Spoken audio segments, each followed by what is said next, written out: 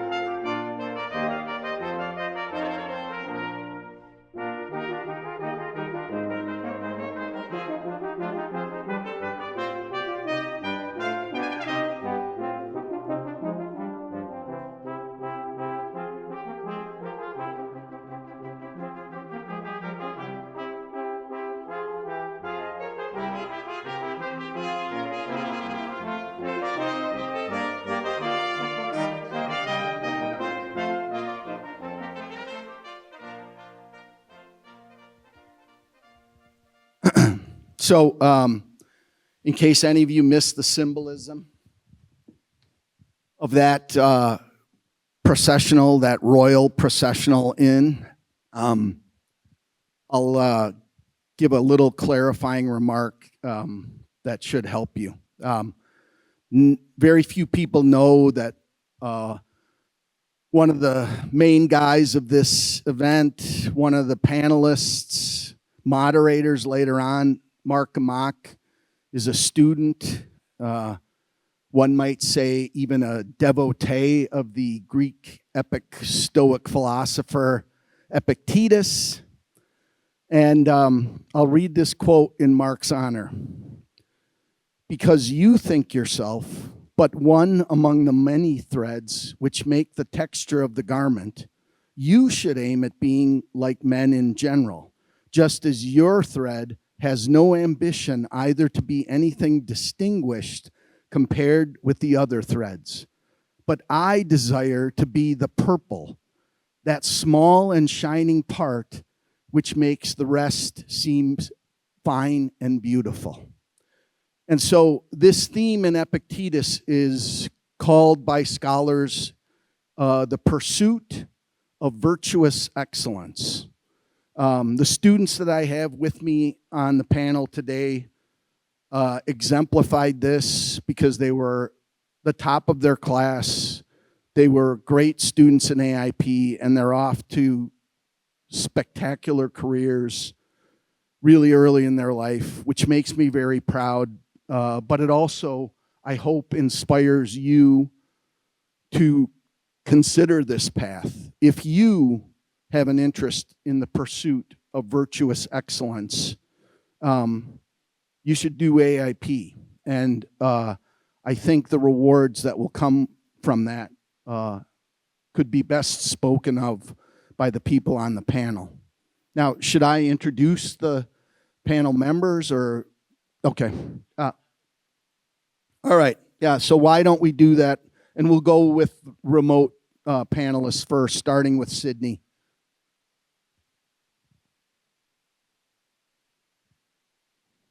Hi, everyone. My name is Sidney Moerchen. I'm an investment banking associate with Morgan Stanley. Graduated from Whitewater in 2021, was also part of the AIP class of 2021. I currently sit in the New York Sidney. office in the generalist pool. Yeah. We're trying to get our volume. Can you hear me? Yeah, now we're good. Oh. You might want to re-key it, though. Okay. Sydney's No worries. accomplished. Hi, everyone. My name is Sidney Moerchen. I'm an investment banking associate with Morgan Stanley. Morgan Stanley is a global leading investment bank focusing on managing and distributing capital, aid companies in their strategic decisions and financial transactions through most of the company's life cycle. Morgan Stanley's bulge bracket, meaning that we're working on some of the largest and most complex deals, as well as offering a full suite of products. I currently sit in the New York office in the generalist pool, which I'm happy to dive in deeper later today. Ryan? Yep, so my name's Ryan McMorrow. I graduated from Whitewater in 2020. I went through the AIP program, and I was also president of FMA at one point. I knew that going through Whitewater, I always wanted to go into the investment industry. And so after that, I went to UW-Madison to get an MBA. And then after that, I'm now out in Denver, Colorado as an associate equity analyst on an investment tech team out here. So I'm on a team of 5 people that manage about $7 billion. And I'm essentially working the stock markets every day looking for different tech stocks to invest in. Very good.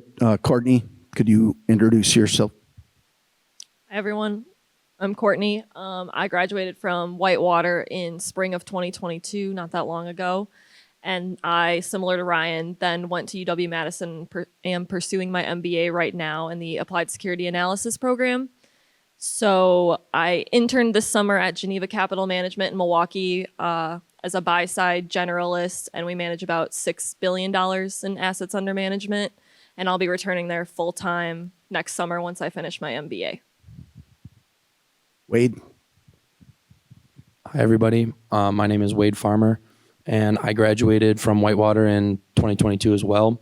And like everybody else, I went through the AIP program and had the fortune to go through with Courtney and a bunch of other amazing people.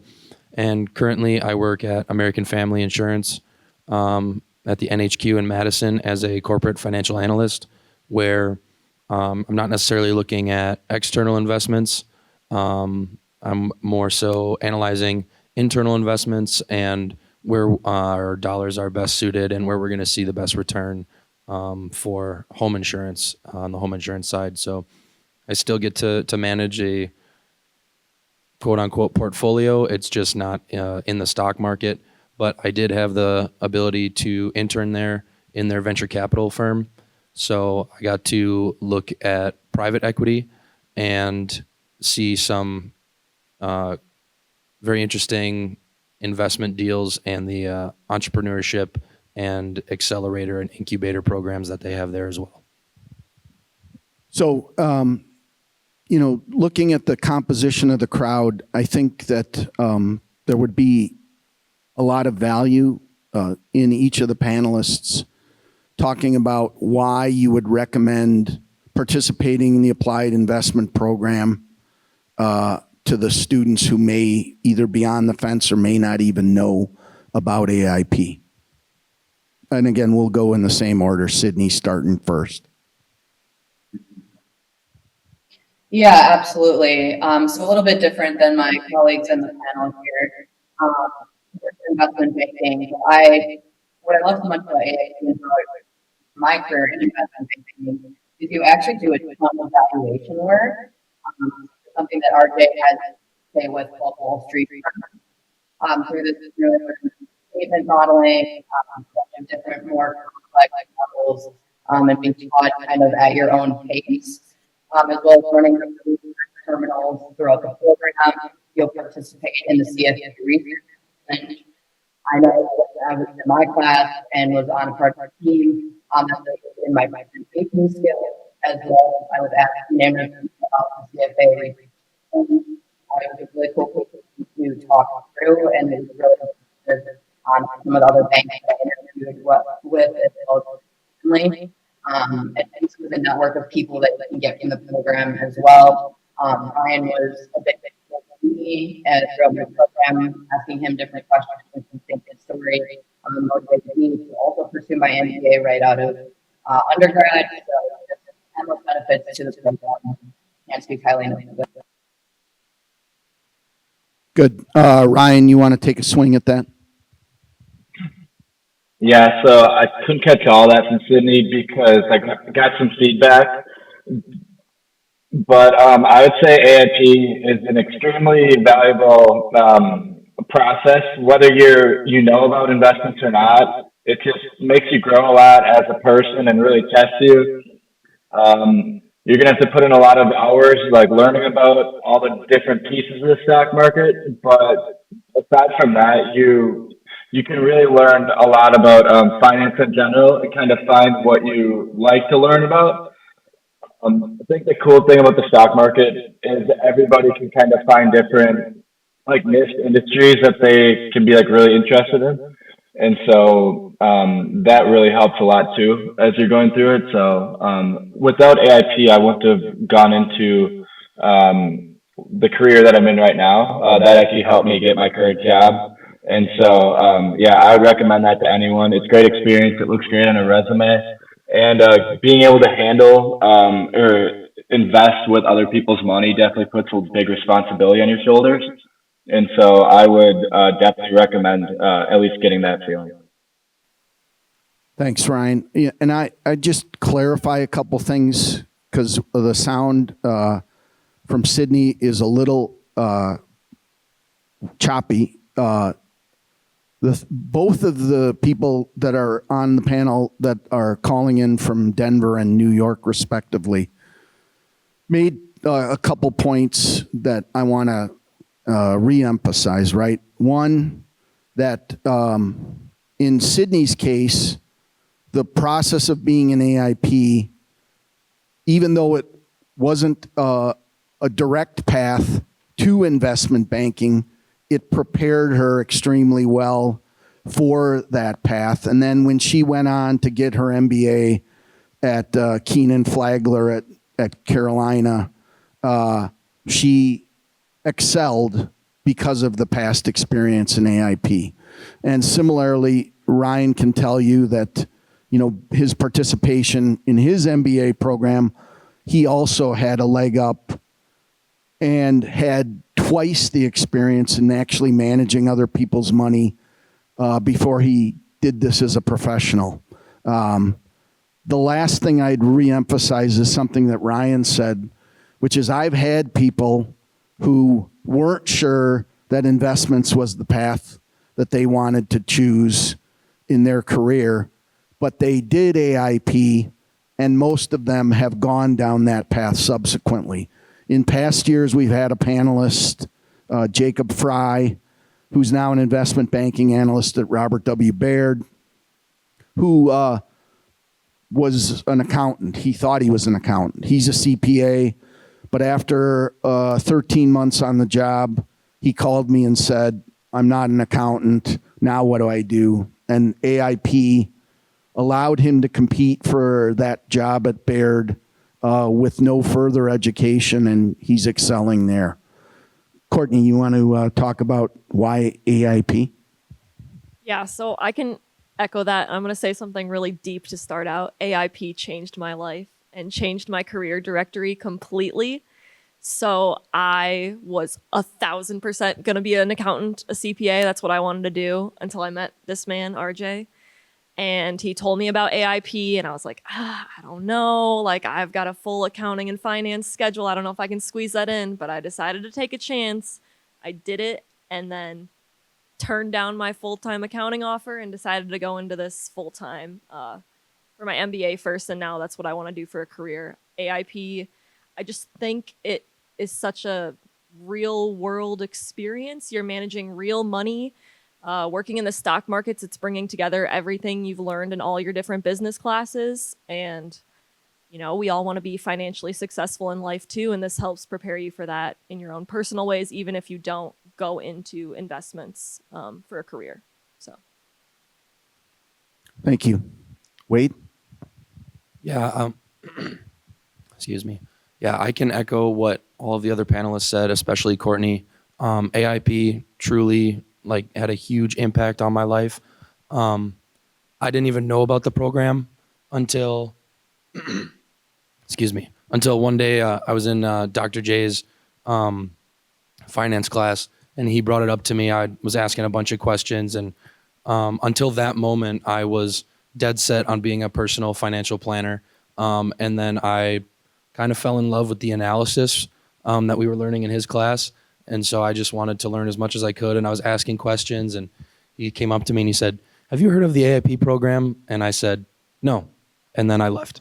And then about 2 days later, I get a phone call from one of my friends in the middle of the morning. And I'm like, oh, hey, how's it going? And it's RJ on their phone. And they had him in class. And, he said it a little differently, but he said, why the heck haven't you signed up for my class yet? And I said, who is this? And he convinced me to come and meet with him and interview for the class. And I had no idea or expectation about what it was going into that interview. And after the interview, I was like, this sounds like an amazing opportunity. And I took it. And quite honestly, it was one of the defining moments in my life and an experience I will never forget, because not only would it prepare you for a job in investments, whether it's stock market investing, private equity, real estate, but you're in a group of highly driven people, and a lot of things in your life are determined by who you surround yourself with.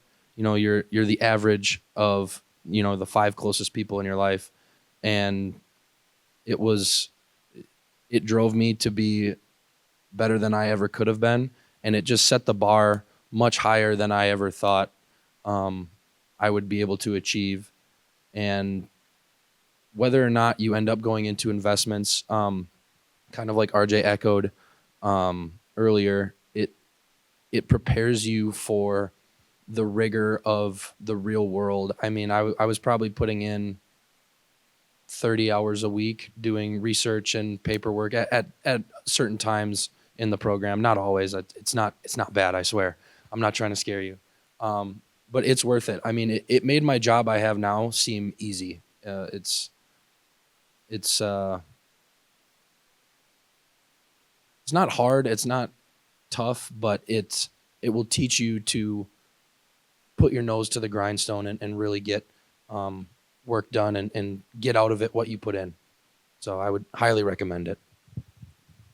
What?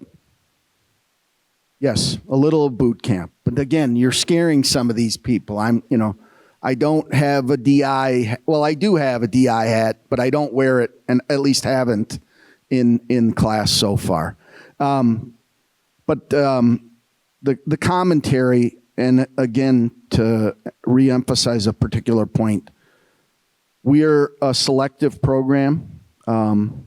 That's part of the whole thing of like marching in with crowns and orbs and scepters. But it's an opportunity, right? There are really smart people here in the business school at the University of Wisconsin-Whitewater. And I like to select the best of those people to put them in class together. And in the process, and since they're classmates, they can speak to it directly.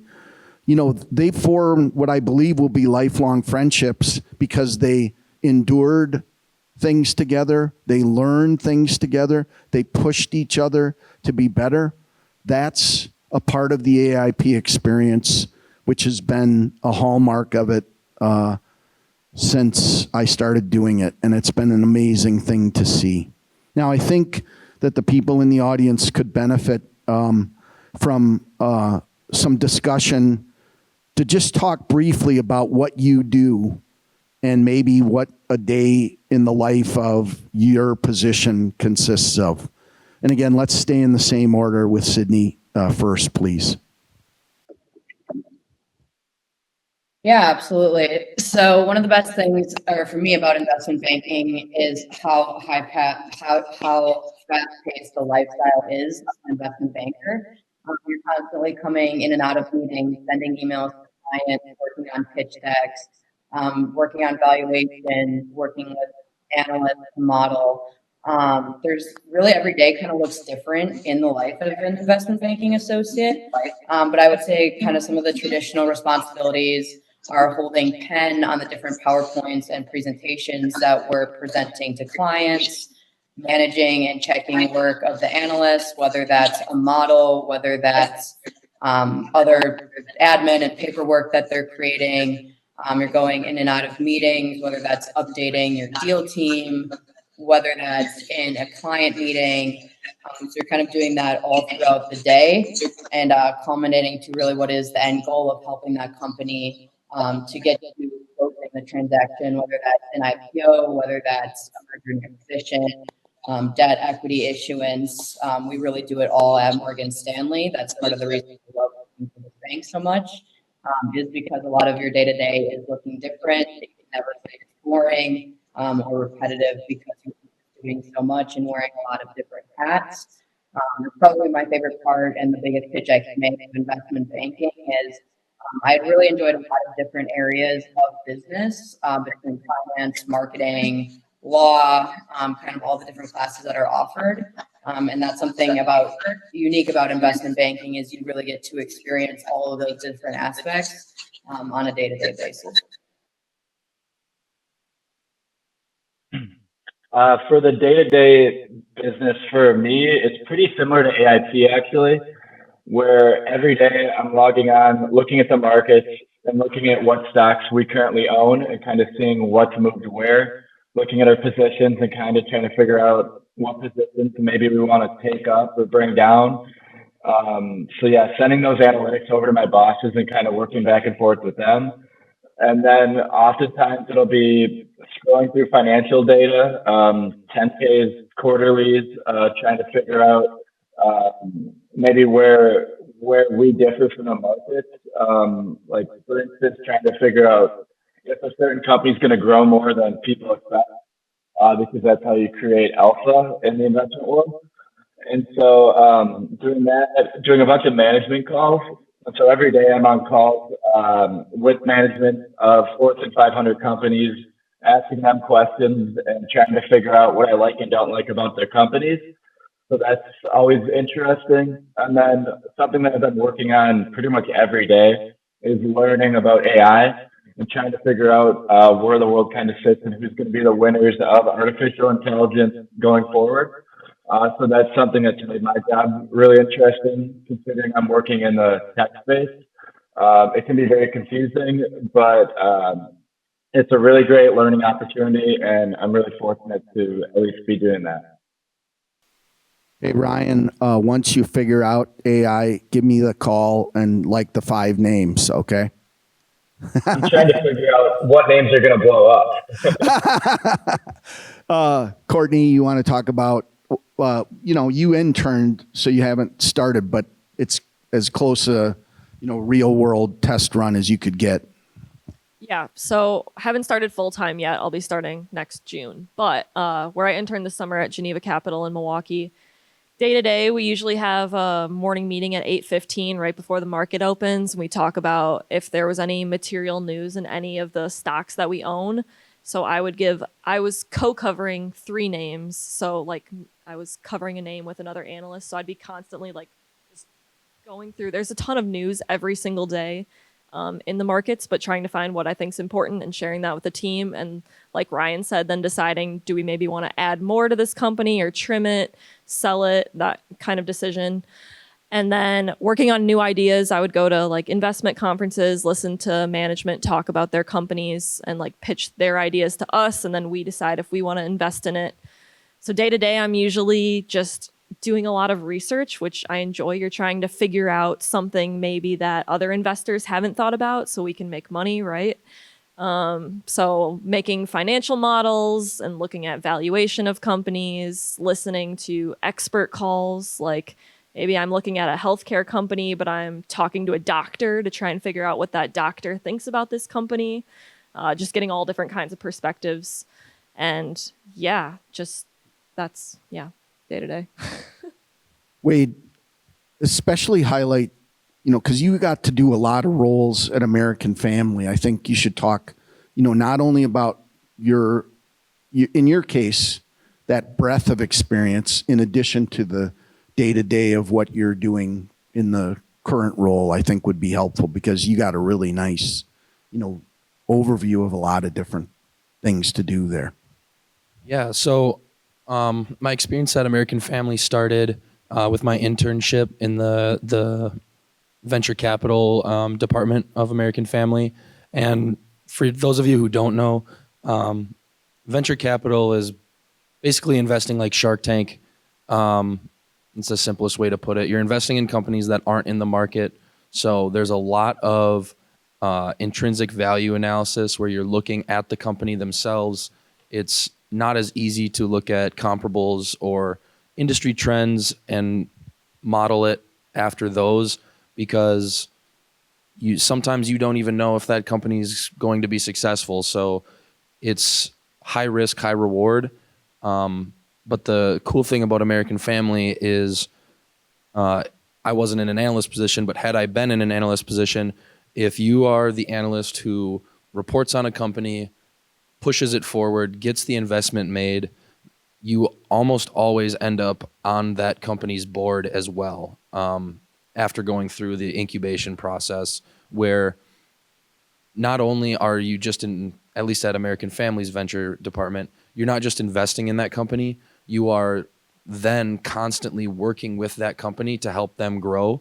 So you're not just using your investment analysis, you're using your experience from all of the disciplines that you learn in the business school, where, you know, if they are struggling with their marketing, or they're looking at their three statement sheet, their anything that they need, they would come to you first, because then they don't have to go out and hire somebody. You are an asset to them, and therefore, after going through that process, you become valuable to them and end up on as a board member for their company, and end up being a stakeholder in the company that you get to see grow. So that really attracted me to that area, because I love the financial analysis, I love the investment, but I also love the entrepreneurial spirit of things, and being able to kind of see your work and move things forward, and work with people.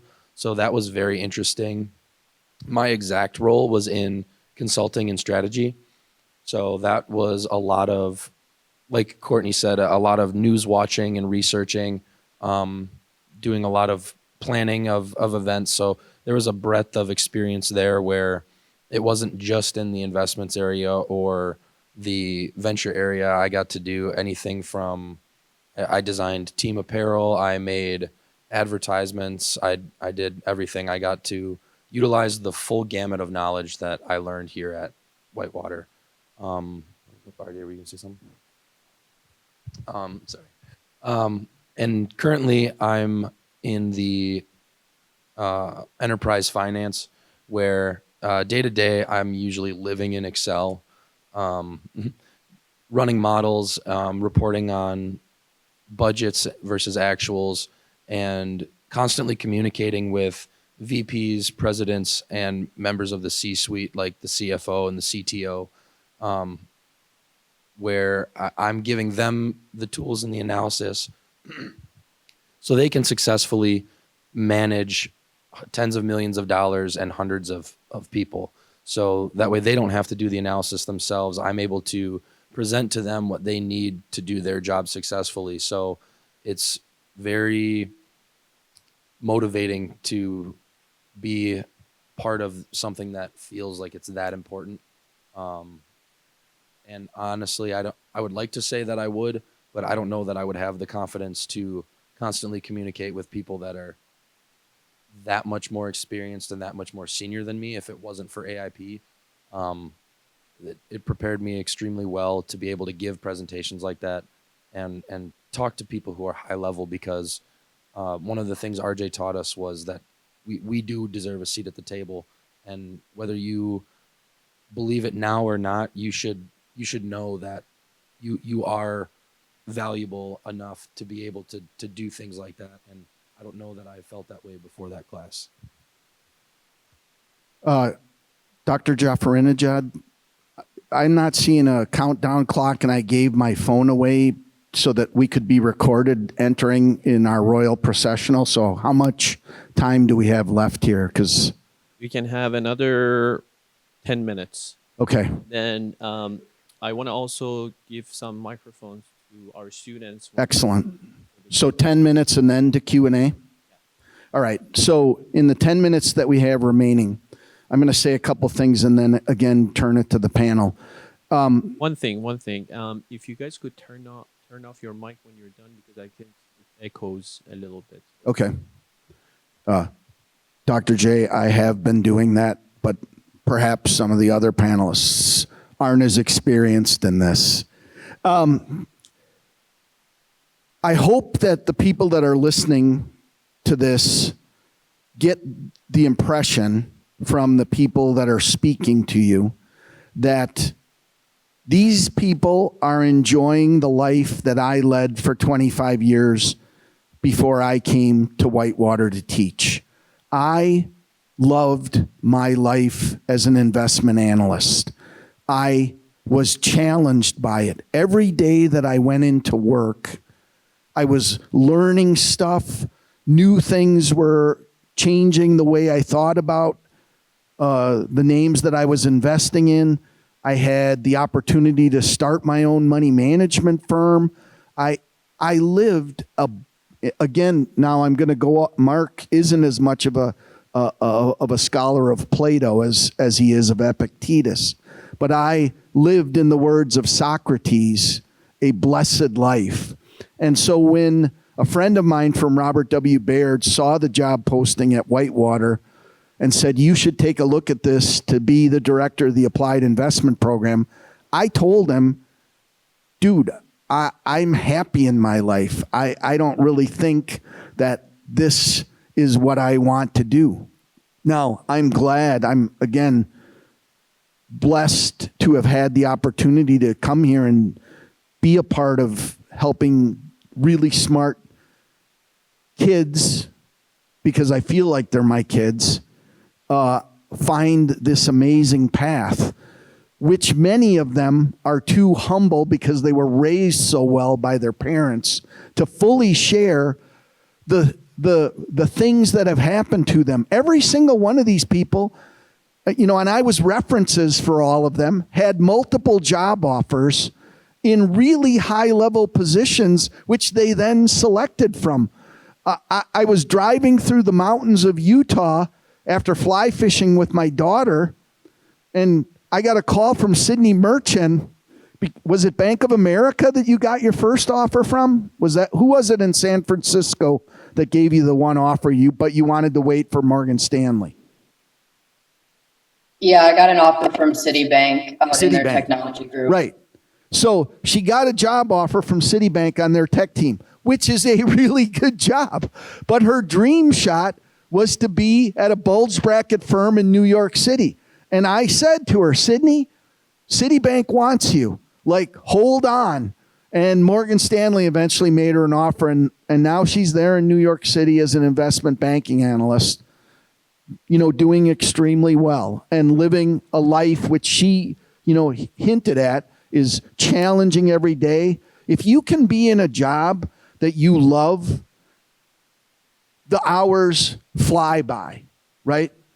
The 25 years I spent in the investment business is in the twinkling of an eye, and it's filled with so many great memories that these guys are just on the path to start in their own careers.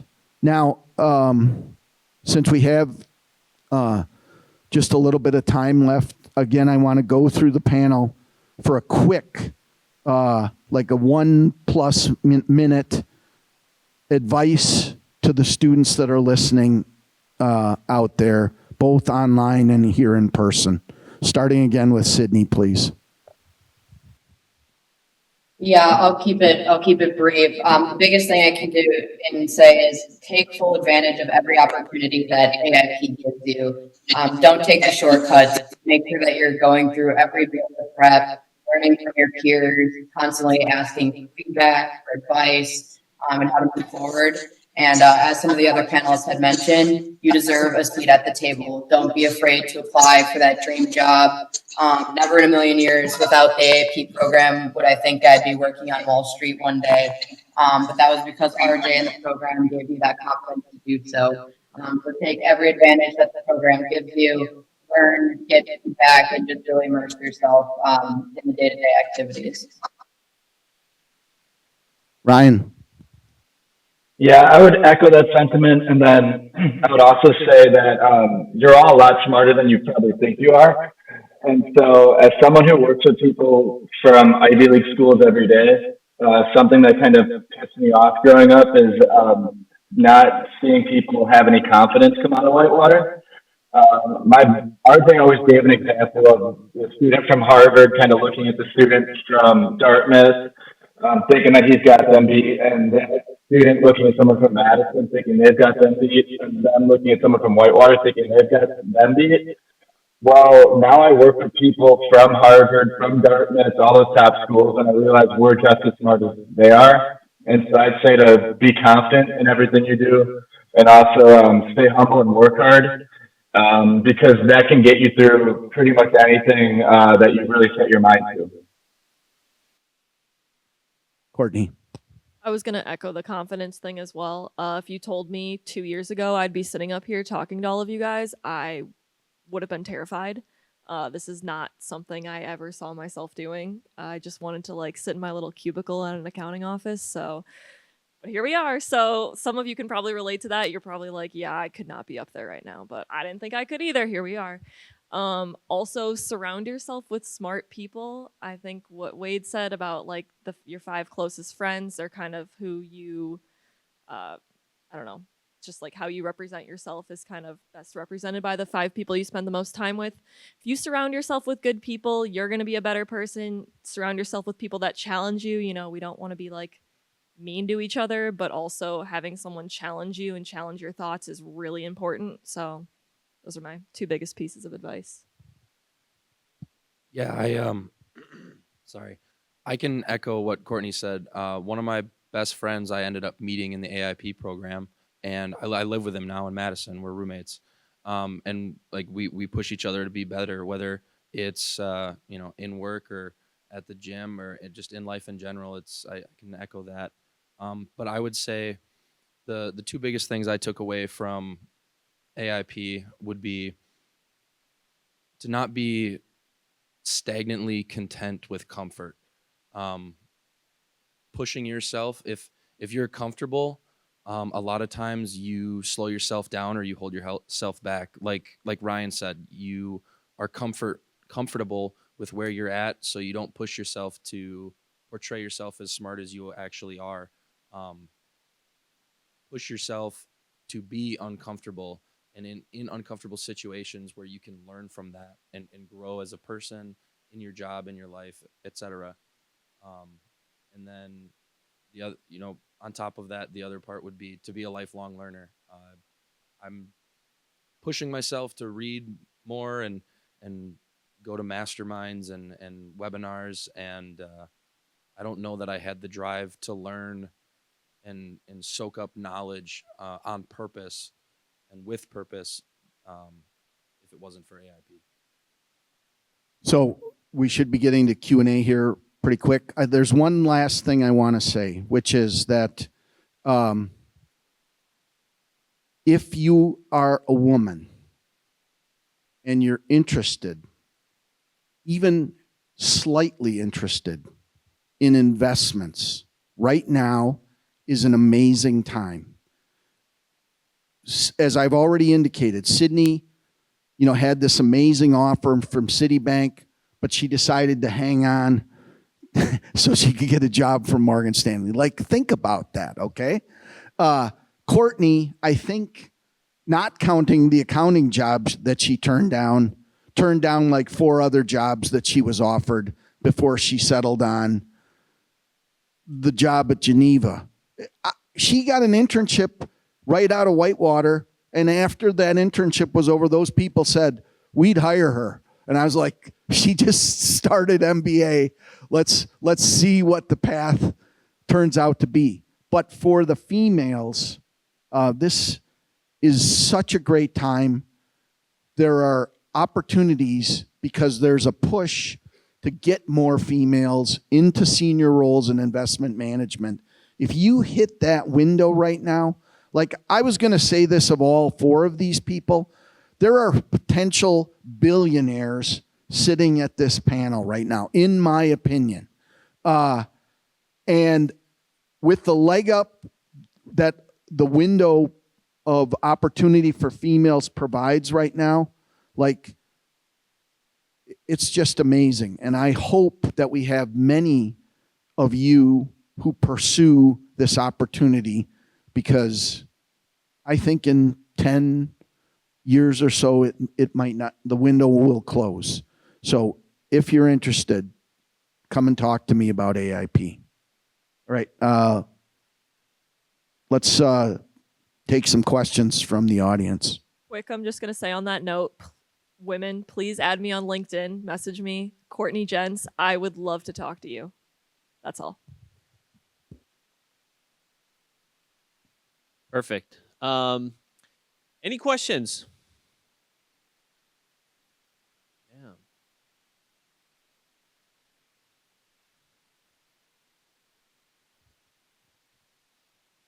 Hello. I'd like to thank you all for coming into the panel. It's great to see a diverse group at that. My one question is, what is the best part and worst part about your job and maybe AIP? We won't allow any answers on the worst part of AIP, because the two females that are on the panel will both start by saying that they cried as part of being in AIP. No. But no, I'm kidding. Give a full and fair answer to that question. Which was the best and worst parts of your job and the best and worst parts of AIP. Sidney, go ahead, please. I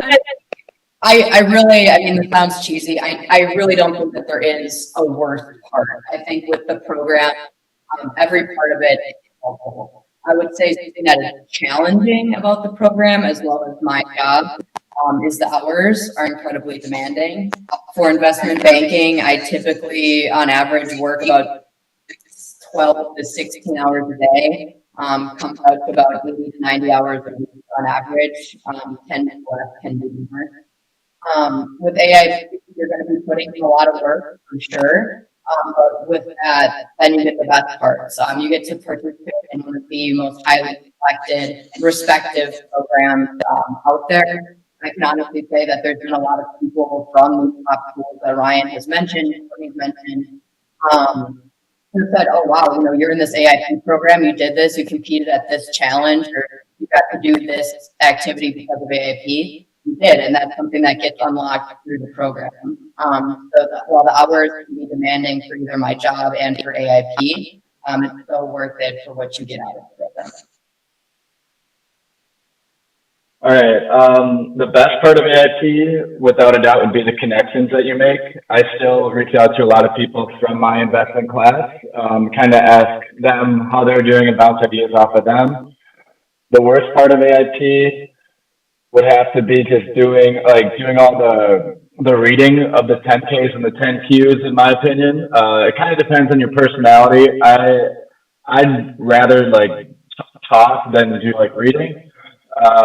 But it all depends on that. Best part of my job is without a doubt getting to argue with people about stocks, getting to drill management teams on questions that I have and kind of just bounce ideas back and forth. And the worst part of my job would be doing data work for my bosses, which means pulling Excel data. But that's really important because it helps them make investment decisions. And so, yeah, that'd be the best and worst part. Best part of AIP was probably the, figuring out that that's what I wanted to do, but also just the learning and being able to look at a ton of different companies, learn about things that, because obviously I was a business major, but then I was learning about I may have pitched a sports gambling app, Starbucks. Those were just some of the names. So just learning about different businesses. Worst part, probably the lack of sleep I didn't get some nights. So again, the hours, the night before I was giving a pitch, I was, close to tears, but yeah.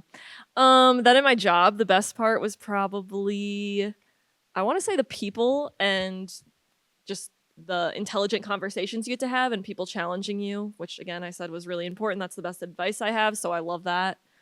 Worst part, I would say, although I don't work as many hours as Sidney does in investment banking, during earnings season, so 4 times a year, there will be times that you're up all night, because you had 8 companies that reported their earnings on one day and you need to get these reports out the next morning. So it just gets really busy at some points during the year. But other than that, love it. The time goes super fast. So.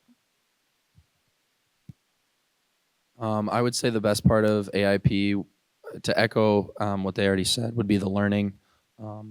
I learned a lot about business and myself in that class, and it was an amazing opportunity. I'd say the worst part was not really because of the class, but I ate a piece of a ghost pepper that RJ grew in the class, and that was tough. I've never sweat that much in my life. And the best part of my job, I would say, is kind of the opposite of what Sidney and Courtney said. I have a lot of flexibility. I have the ability to choose my own hours, and I love working in the office, but it's nice to have the flexibility to go and visit my family and work day remote if need be here and there. And the worst part of my job, I would say, is working with other people and having to rely for certain things on other people. And I'm very deadline oriented, and when it doesn't necessarily matter, but I still it doesn't get the time I have written down and I wanted it, that's tough. But it's the point is moot at that moment. So I saw a question from a female in the back there.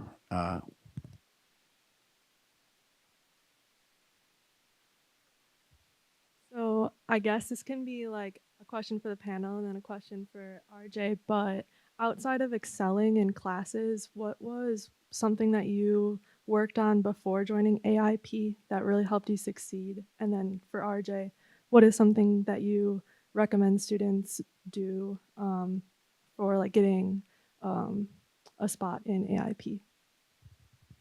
So I'll go first, and then I'll turn it over to the panel. Thank you for the question. That was really good. And then maybe, I'm not sure if we got it, but the question was, on my end, how to prepare for AIP, things you can do to be more competitive for a slot in AIP. And, these people are all testament to they were all outstanding students. They were all outstanding people before I ever met them. I have the luxury of getting to choose from those kind of people. Work hard in the classes you take with your other professors. I value the recommendations from all of them. Many of them have taken extremely active roles. I'll spotlight Dr. Prempty in particular in one case. There was a student that he recommended that was missing the cut by one. He was the first out. And I told him that I had gone through the process and the interviews and everything, and this was, he wasn't going to get in.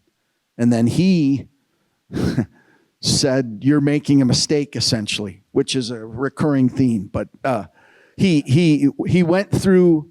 Dr. Prempty keeps a record of participation in class, and so whether you know it or not, and I suspect that the other people in the department, my colleagues, probably have a similar mechanism by which they do this. But in Dr. Prempty's case, in this one student's case, he said, take a look at this ledger.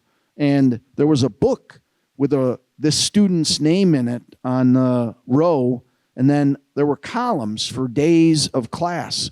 And this one kid had like check marks and X's and double check marks when there were other people who had pretty much blank pieces of paper next to their names.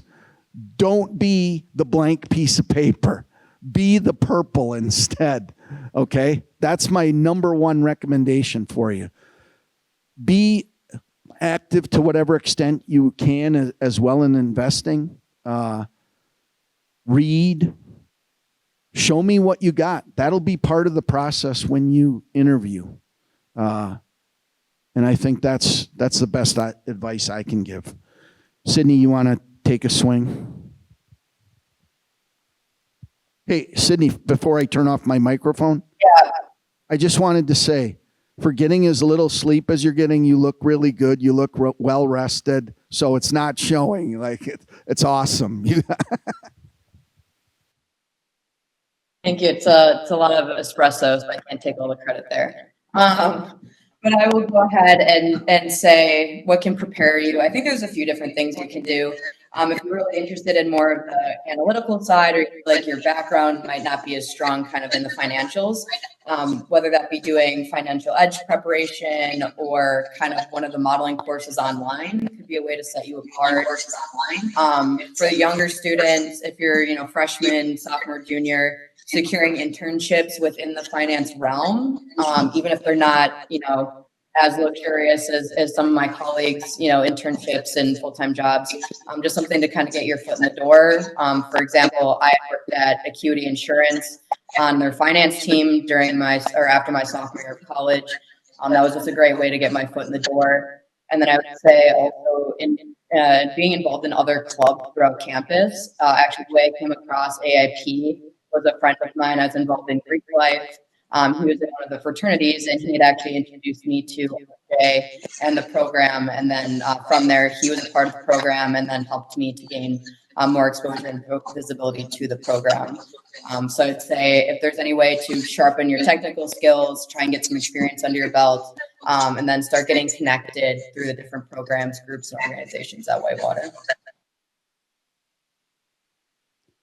Ryan, it looks just, reading your body language and seeing the way you're dressed, that you're probably heading out to play 18 holes shortly. So, we'll speed it up. You can give a brief answer about prepping.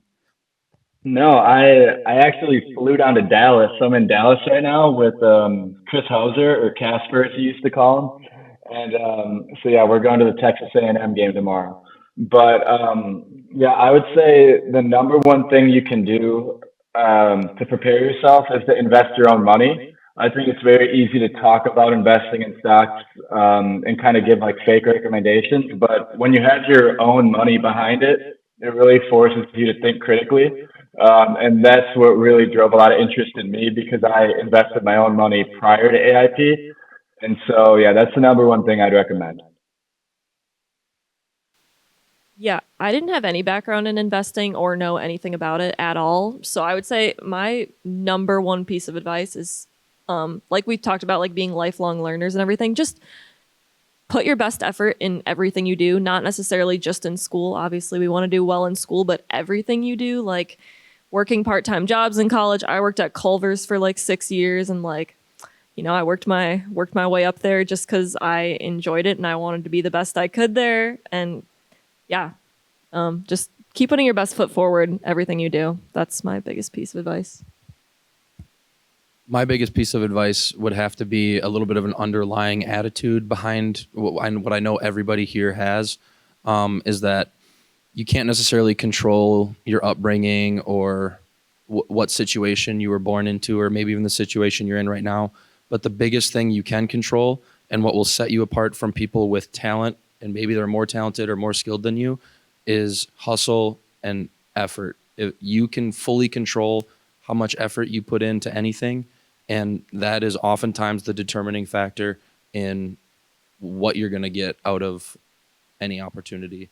And I can honestly say I learned that I had another step up in the effort while I was in AIP, and the hustle and work ethic that I learned in that class is one of the reasons I made it as far as I did in some of the interviews that I was definitely unqualified for, talent and experience wise, but they saw the work ethic and I got to move forward in those situations. Do we wrap here, or you want more Q&A? I mean, Are there any questions? I'm trying to cut the break a little bit short because I think the conversation is pretty good. So, questions? Okay.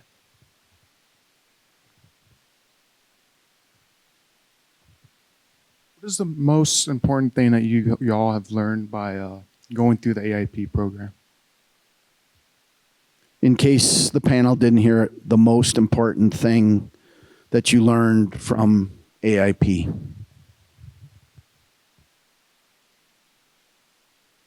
For me, I would Sydney, I'm going to definitely answer say for RJ you. knows. I'm going to say that when you submit less than your best, that I will criticize you severely to the point of making you cry. And then you can either go one of two ways. You could roll up in a little ball, or you could pick yourself up, dust yourself off, and end up at Morgan Stanley in New York City. No, actually, that's a true story, but I would like Sidney to answer it the way she wants to. Yeah, as RJ can tell you at a later point, I'm not going to take up a lot of time. Feel free to ask RJ about the story when he made me cry. But to this date, I will say it is my most valuable experience from the AIP program. And really what it came down to was mental toughness. I think that that's something in this job. It can get extremely stressful, and you're going to have heightened emotions, especially if you have lack of sleep, other factors. But AIP taught me so much with mental toughness. RJ did as well, and just kind of how to manage your emotions, how to kind of receive failure. I think one of the ways that you learn the most is failure, and learning the mental toughness, resiliency. Are some of the greatest things I've taken out of it. Again, feel free to touch RJ about the exact. Ryan. I would say the biggest thing for me is to always be looking for opportunities in life. And so what I mean by that is AIP was kind of the building block for me to get to where I am today. And I kind of knew how to use it to go into grad school and use that to get to here. And so you kind of always have to be looking at the next steps. And along those lines, when I went through AIP, it was during the 2020 pandemic. And so it was kind of like all hell was breaking loose. And for me, that was a massive opportunity in investing. And so a lot of our names actually rallied like 500% up. And we were able to make a lot of great stock picks during that time of chaos because we kept a level head, and we're kind of thinking about some of the second and third derivative effects of the pandemic. And so, yeah, I would just say to always keep your mind open to different opportunities that can come out, regardless of where they are in life. I'm going to echo both of them as well. Biggest takeaway was you can always do more. Don't settle. I'm going to give like a very short story because I think it's kind of funny. But so my second pitch in AIP, I did horribly on, and there's a slight reason behind that. I was playing intramural volleyball with my classmates, and I got basically punched in the head by this guy and got a concussion. And then I had to give my pitch like a week later, and it was horrible. And RJ pulled me aside afterwards and was like, Courtney, this isn't going to cut it. This is not going to get you into grad school. Like, you need to do better. And I was like, holy crap. No one's ever sat me down and told me that before. Like, school's always come kind of easy to me, and it made me push myself and work way harder. And I've kind of kept that mindset going forward after that point. Like, I can do more. I can do better. Granted, don't get a concussion in volleyball. That doesn't help. But yeah, just don't settle. Do more. Do better. It's the competitive spirit. What can I say? No, I would agree with everything they've said. I too kind of took school for granted and just kind of coasted. And after my first presentation, he said, "Your report was good. The presentation was terrible." Really showed me I was like, oh, this isn't like anything I've ever done. I took that, and so I'd say I learned how to take constructive criticism. And then the biggest thing I learned was how to be a critical and analytical thinker, and utilizing those abilities to have healthy disagreements with people that you care about, and without them turning into arguments or feeling personal.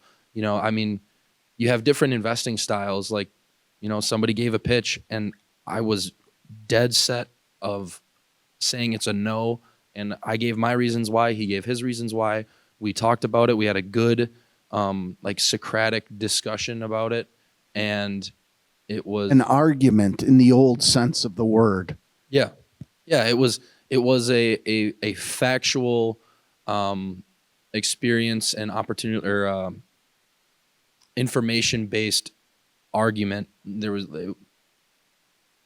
being able to take the emotion out of things and being stoic in your analysis and your disagreements. Dr. Jafarinejad, I Perfect. yield the floor. We're way overdue, but I loved it. So let's wrap it up. I'm so proud of every single one of you, seeing you from my investments course all the way up here. Thank you so much for being here. I know it's not easy to connect. WebEx is not fun, but just especially on a Friday morning, you know? So, and I want everybody to give it up for them.